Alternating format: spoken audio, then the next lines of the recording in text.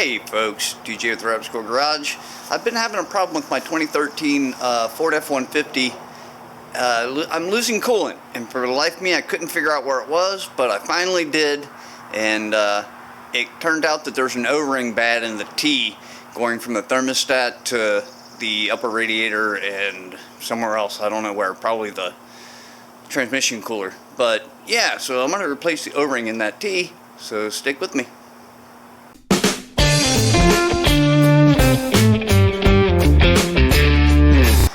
Not that hard. You just basically take this tube, your intake tube off. 2 screws or 2 clamps. And you just kind of wiggle it off.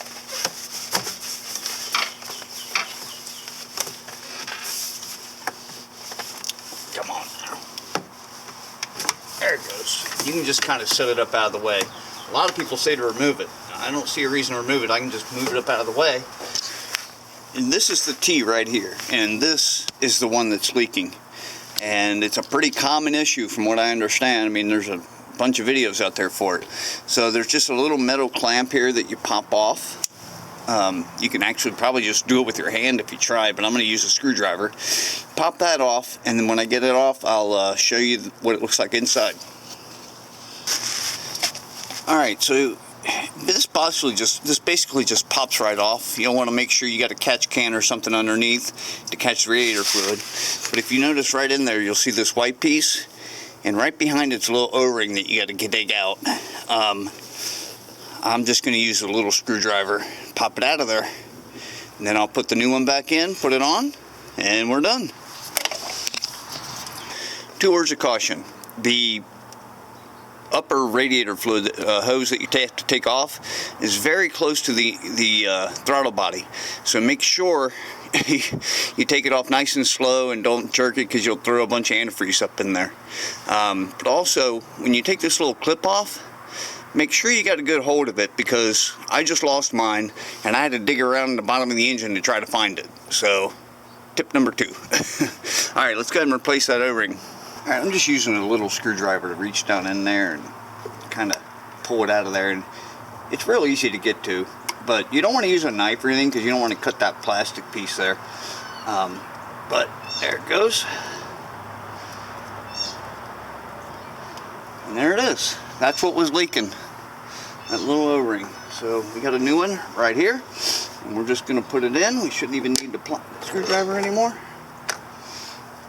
And we're going to put it right back into that same hole, in that same little groove.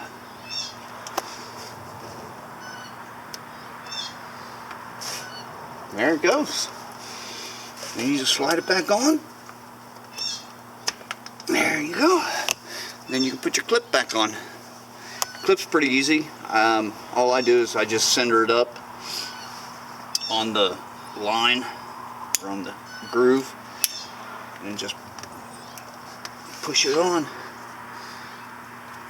There it goes. Alright, that should stop my radiator leak. Nice and easy, huh?